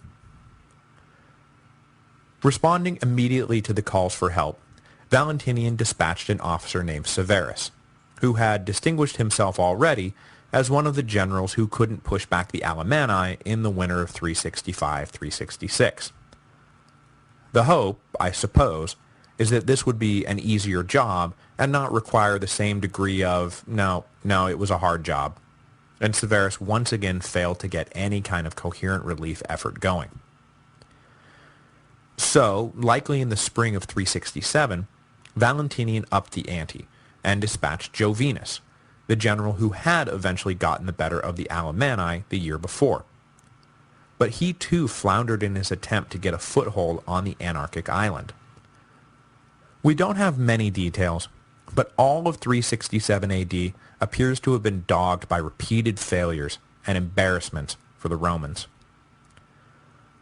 Hoping that the third time would be the charm, in the spring of 368, Valentinian sent off a much larger relief army under the command of a highly regarded veteran officer named Theodosius. No, not that Theodosius. That Theodosius's father. Not much is known about the elder Theodosius, but we do know that he and his family hailed from Spain, and that like most of the Christians in Hispania, he was a staunch supporter of the Nicene Creed. He was married around 340, and in either 346 or 347, his wife gave birth to the future Emperor Theodosius. Though, of course, it would be over 30 years before anyone realized that the younger Theodosius had in fact been future Emperor Theodosius the whole time. The elder Theodosius probably joined the army at some point in his late teens or early 20s, and displayed enough talent to earn promotion after promotion. By the time the Roman response to the barbarian invasion of Britain was proving to be completely ineffective, Theodosius was in his mid-40s and ready to make the leap into the big time. So as I just said, in the spring of 368, Valentinian tapped Theodosius to lead another, larger relief army north to secure the troubled province of Britannia. It was the kind of assignment that could make or break a career, and Theodosius took his job seriously. He was not heading north just to knock a few heads around. He was also interested in making sure this sort of thing didn't happen again. The relief army sailed from Boulogne and landed without incident on the southeast tip of Britain, and then marched up the Thames to Londinium. Establishing a secure base in that city, Theodosius then set about methodically retaking the island. Working in his favor was the fact that after a year of successful plundering, the various raiding parties had become lax with their guard and were weighed down by all their captured treasure. So when Theodosius split his army up into small groups and ordered them to scour the countryside looking for enemy raiders, these raiders were now easily captured. Once the immediate area around Londinium was cleared, Theodosius used intelligence gleaned from his prisoners to extend these operations to the whole island. Relying on small mobile detachments rather than a large field army, the Romans were able to travel light, travel fast, and surprise enemy bands anytime their whereabouts became known. Pretty soon, the tide had turned in Rome's favor, allowing Theodosius to pull a completely different rabbit out of his hat. While lawlessness reigned, Roman soldiers who had deserted their posts had no incentive to abandon their own plundering and return to the army. All that would be waiting for them was execution. Desertion, after all, was a capital crime. But now that Theodosius was making headway, these soldiers began to worry about what might happen to them if they were captured. So, when things started going well, Theodosius alleviated these fears and announced a general amnesty for AWOL soldiers. With the party pretty clearly winding down anyway, the AWOL soldiers flocked back to their bases, which had the dual effect of reducing the number of pillagers in the field and increasing the number of troops in the Roman army. With that stroke of lenient genius, the ballgame was pretty much over. Over the course of 368 and into 369, Theodosius was able to re-garrison all the cities of Britain and drive off whatever barbarians remained on the island. Most of the wealth that had been seized was recovered, and though Theodosius was careful to make sure the majority of it went back to the original owners, he was also careful to make sure that some of it was directed to his soldiers, who had done the dangerous work of actually getting it back. By the end of 369, Britannia was at peace. Theodosius was a bona fide hero, and Valentinian had a victory that he could finally take credit for. Happy days for everyone.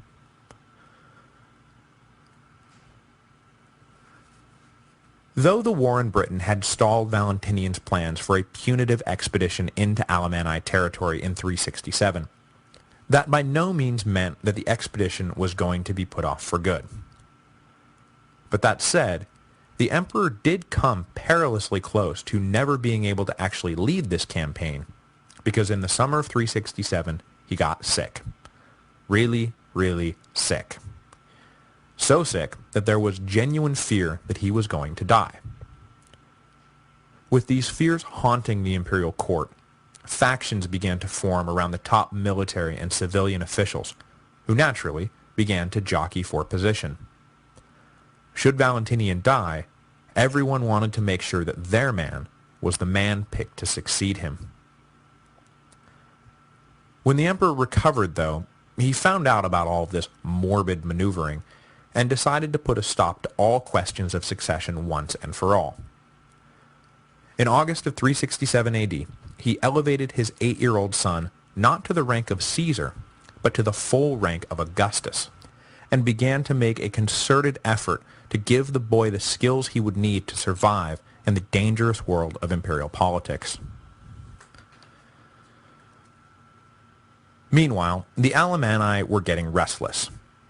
Since they had been driven back home, they had been waiting nervously for the counter-invasion everyone knew was coming, But then the counter-invasion just sort of didn't happen.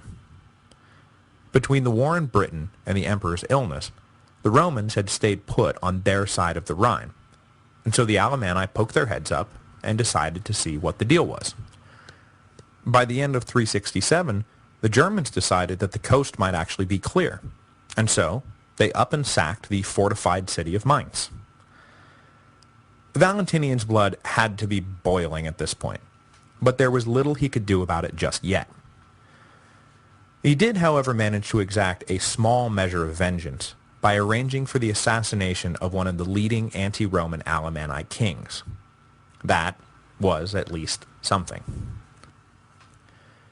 In the spring of 368, Valentinian was finally ready to do a whole lot more. Probably right around the time Theodosius was setting off for Britain, the emperor personally led the Rhine legions across the river to pay the Alemanni back for all the trouble they had caused him. This time, he would not be delegating the job to subordinates. Like I said, the policy of utilizing subordinate generals to do the actual fighting was not completely entrenched yet. And besides, this was supposed to be a stomp and mash campaign against a weakened opponent, not a by the skin of the teeth attempt to turn back an enemy who had momentum. But though it started out as the bloody walk in the park it was supposed to be, it quickly turned into one of those by the skin of their teeth campaigns that very nearly cost Valentinian not just his throne, but his life. With his son Gratian along for the ride, things started out well for the Romans. The Alemanni were quick to run and hide whenever the legions came near, and Valentinian seized or burned whatever the Germans left behind. So far, so good. This'll teach him to mess with us, etc., etc. But then suddenly, a little bit south of the modern city of Heidelberg, the Alemanni grouped for a massive counterattack. We know almost nothing about the ensuing battle, except that it was a huge affair, closely contested until the very end, and that in the midst of the chaos, Valentinian was very nearly killed in the fighting. The Romans emerged from the battle victorious, but the emperor determined that they were too weak to continue the campaign. With both sides exhausted, a temporary truce was agreed to, and Valentinian withdrew to Trier to recuperate and plan his next move. Far from pursuing a policy of peaceful coexistence, though, Valentinian's next move would all but guarantee that as soon as everyone's wounds were healed up, that the fighting would begin all over again. Before we go this week, I'd like to take a second to revise and extend my remarks about Valentinian's early career. The whole period is a mess of confused chronology and conflicting details, and I inadvertently missed a whole alternate version of Valentinian's pre-imperial service. This version is based primarily on Ammianus Marcellinus's account, which states that Valentinian was not promoted into Constantius's army around 360 AD, but rather that he was discharged from the service in 357 after being falsely accused of cowardice. Cowardice? Really? Yes, really. Remember that band of Germans that Barbatio had failed to stop while Julian was campaigning in Gaul? Well, he pinned all of that on two of his tribunes, one of whom turned out to be Valentinian. This version of history thus implies that the future emperor did not in fact fight at the Battle of Strasbourg, like I said he likely did. Beyond this, Walter Roberts of Emory University argues that Valentinian was not recalled to the army by his old general Julian at all, and that the future emperor was only reinstated to service after Jovian was in power. According to this version, Valentinian was then assigned to the somewhat dangerous mission of telling the troops of the Western Empire that their beloved Julian was dead. It was in gratitude for this service that Jovian promoted Valentinian to his fateful post in Ancyra. From there, I think we got back on firmer footing. These are minor details in the big picture, but if it's true, then this version does undercut some of what I said about Julian not caring that his officers were Christian so long as they were good at their jobs. I think the point still stands, but Valentinian may not have been the best example to use. Okay, next week we'll dive more into the now perpetually chaotic western half of the empire. War with the Germans would continue as a result of Valentinian's provocations, and one Alemanni king in particular will wind up driving the emperor absolutely crazy. Meanwhile, Africa will go to hell in a handbasket after years of misrule, and poor Theodosius the Elder, after proving himself to be one of the most capable officers in the army, will be executed following the sneaky dealings of sneaky courtiers. Like everything else during these years, events are badly dated, and who was doing what when is a difficult thing to nail down. I'm going to do my best to wade through the mess, but I reserve the right to revise and extend my remarks as circumstances dictate.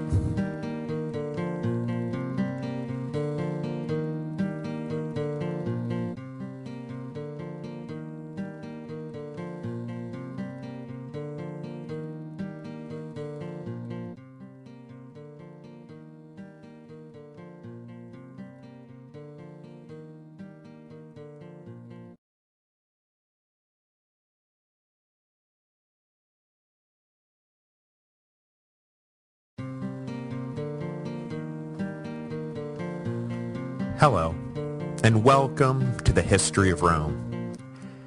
Episode 150, The Perils of Mismanagement.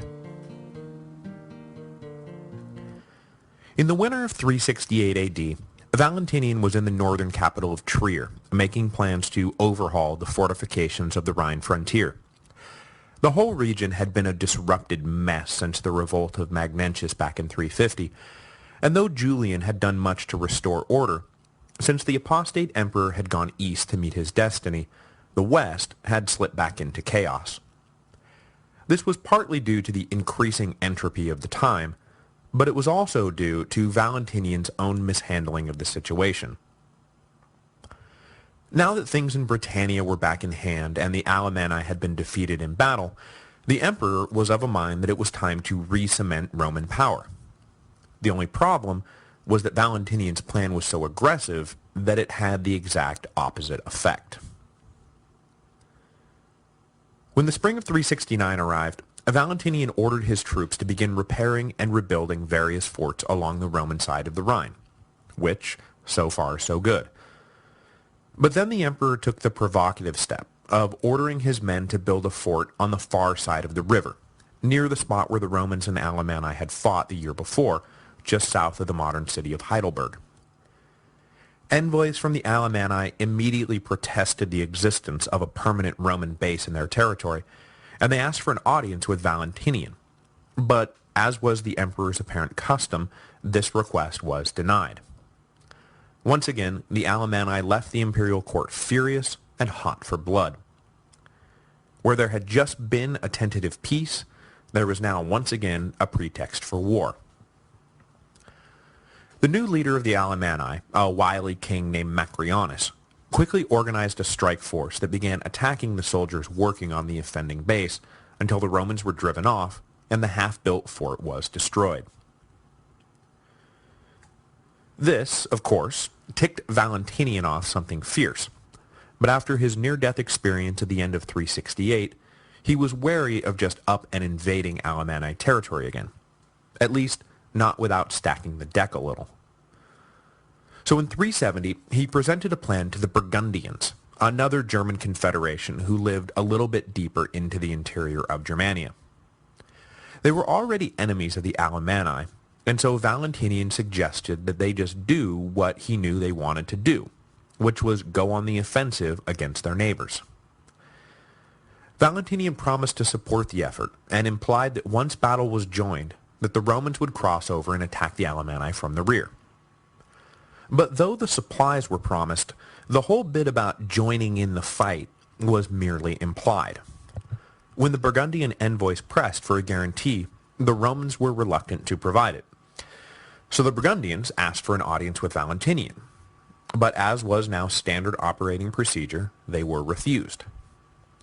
Annoyed by this rebuke, and without much to go on but the manipulative prodding of the Romans, the Burgundians returned home, declining to raise a hand against the Alemanni. But the talks did turn out to stack the deck just a little in Rome's favor.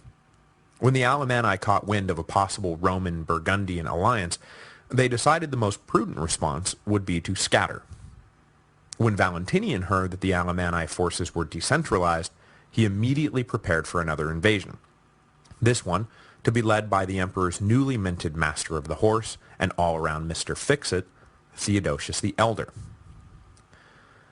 Theodosius had come back from Britannia at the end of 369 and was now clearly the one man Valentinian had confidence in, a confidence that he would prove himself worthy of over and over again.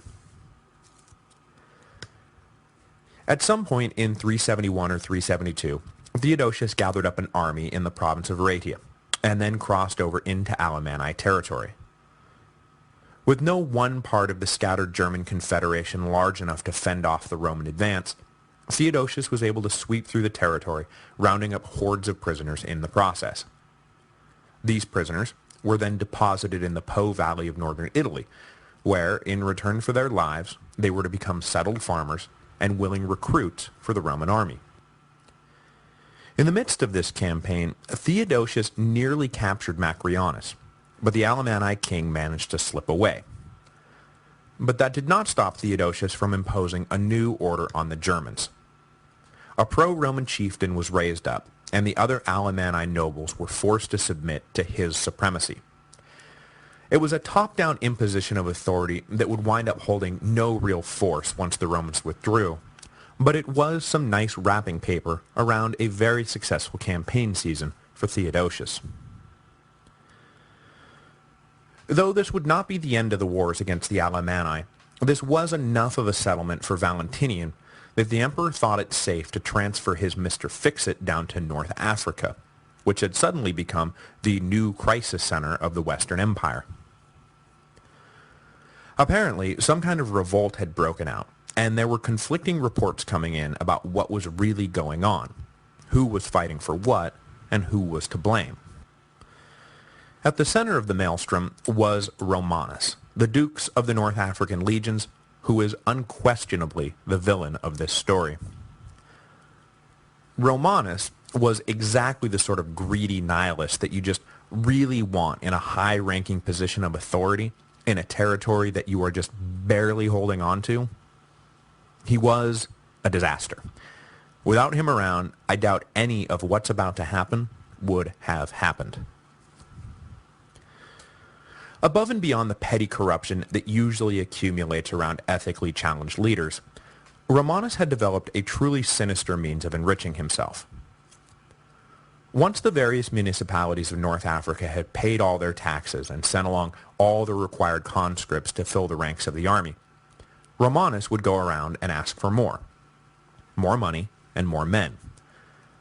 If the municipalities balked, then Romanus would hint darkly that, should Moorish raiders attack your city, my men might be too occupied to come help you. But if you pay up, then I'll make sure we come running. Most of the cities gave in to this blackmail, but there were a few who refused. And this is where things get ugly. You see, Romanus wasn't bluffing. He used his contacts with various Moor tribes to hint to them that if they were planning on attacking such and such a city, that it was highly likely the legions would be occupied elsewhere and not make it in time to stop them.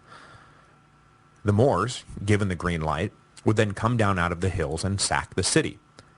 Romanus would not lift a finger to help. The Dukes of North Africa then was not just corrupt or negligent, he was ordering attacks on the very people he was supposed to be protecting.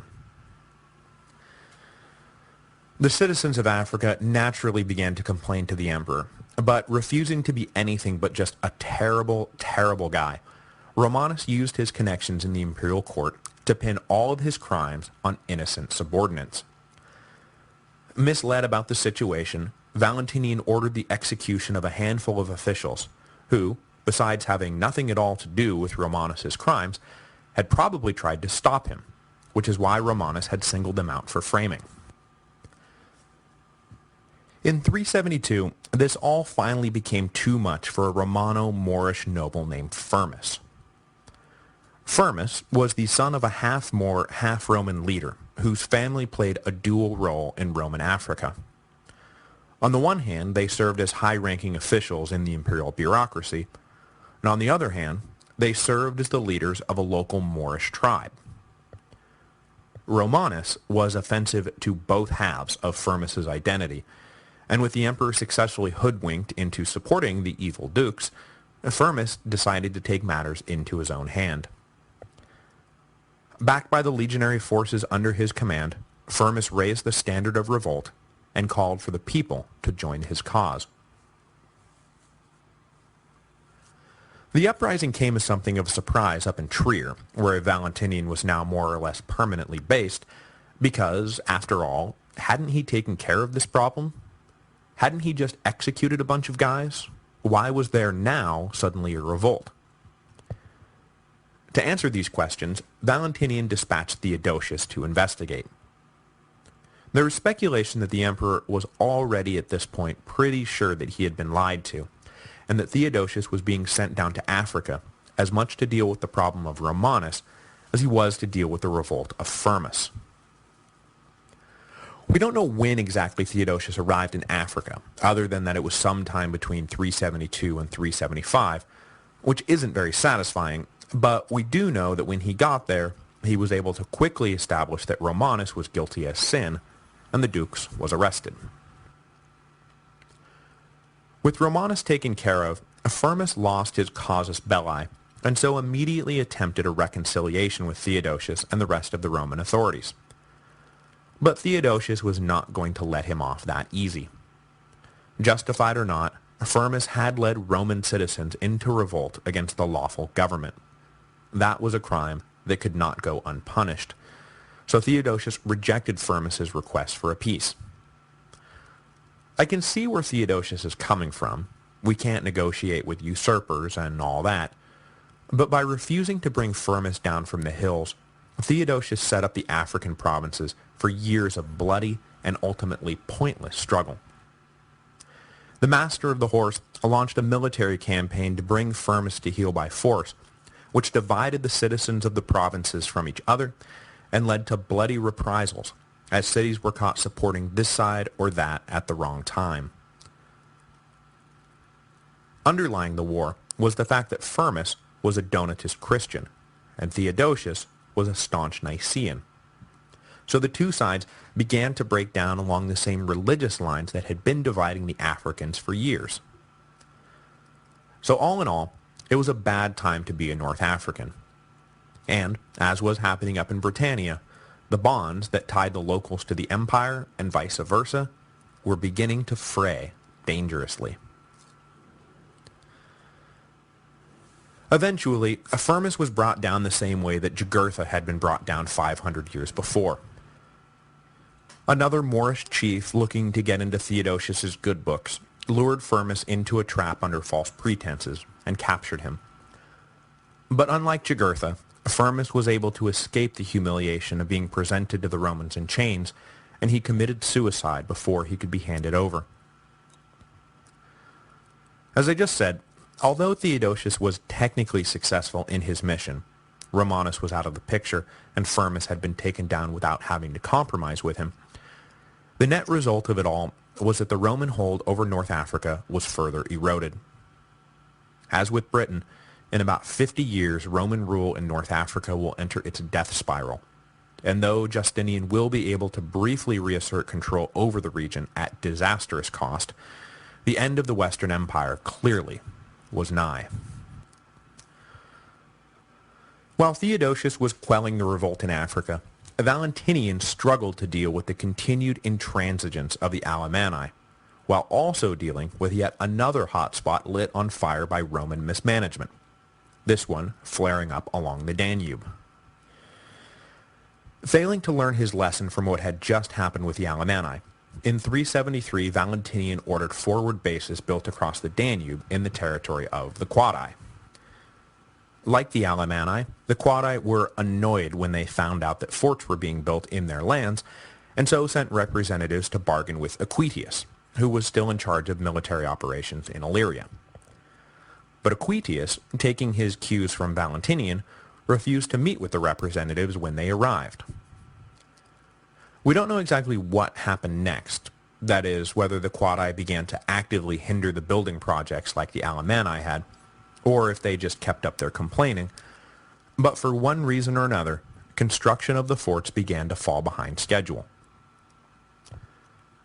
In response, the Praetorian prefect of Gaul, who had the emperor's ear because Valentinian was based in Trier, had his son Marcellianus assigned to the project with a mandate to get it back on track.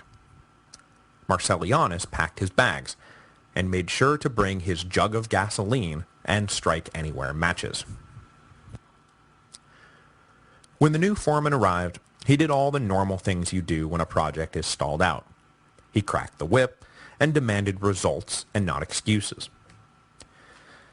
As he was attempting to turn things around, though, he quickly learned that the Quadi were still refusing to just roll over and accept the new forts, and they peppered him constantly with complaints and petitions and demands, anything to get the Romans to knock it off.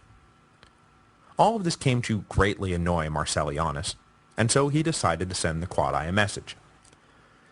He invited the leadership of the tribe to a Roman-sponsored peace banquet, and then, when everyone was good and lubricated, he seized the most powerful Quadi king and had him executed.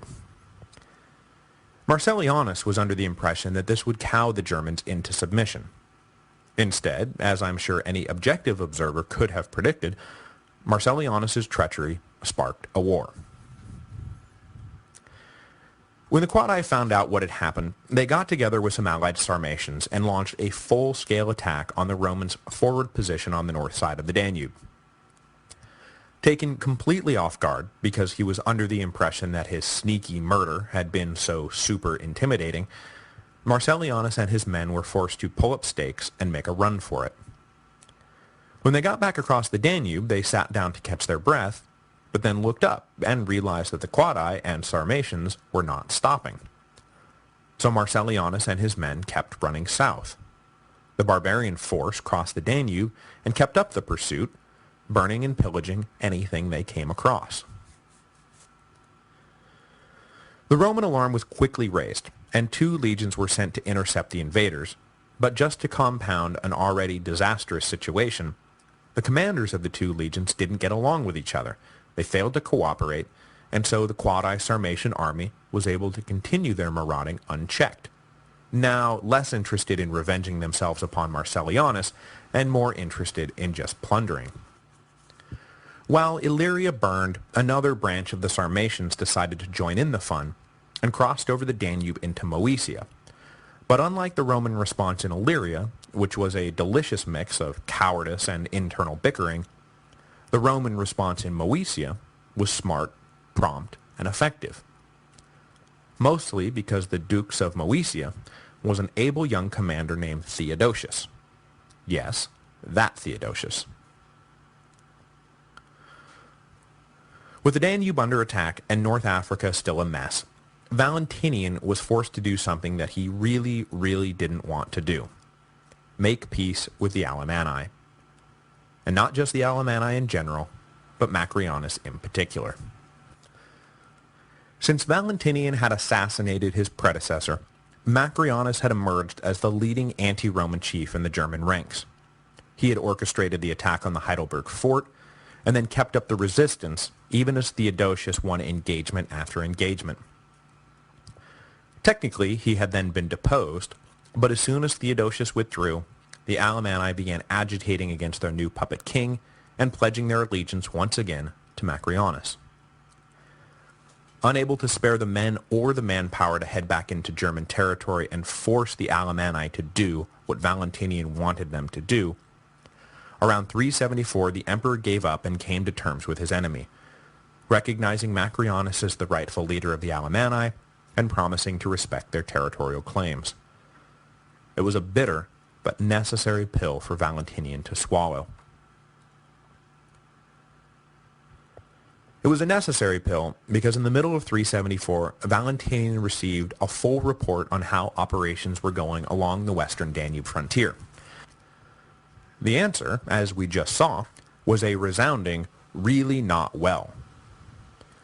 Marcellianus had hightailed it out of the area, and the commanders of the border legions were pointing fingers at each other, concentrating far harder on covering their asses than actually dealing with the barbarians in their midst. This was clearly going to take the presence of the emperor to sort out. So Valentinian made plans to leave the Rhine for the first time in nearly a decade. When he finally departed, it would be the last time that a senior Augustus would make his headquarters in the western half of the empire.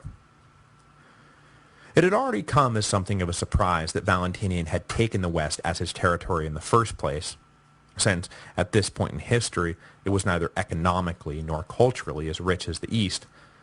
And going forward, no powerful emperor would make the mistake of basing himself in Gaul when he could base himself in Constantinople. The Eastern Empire had its problems, sure, but look around. The West is a decaying, poor wreck.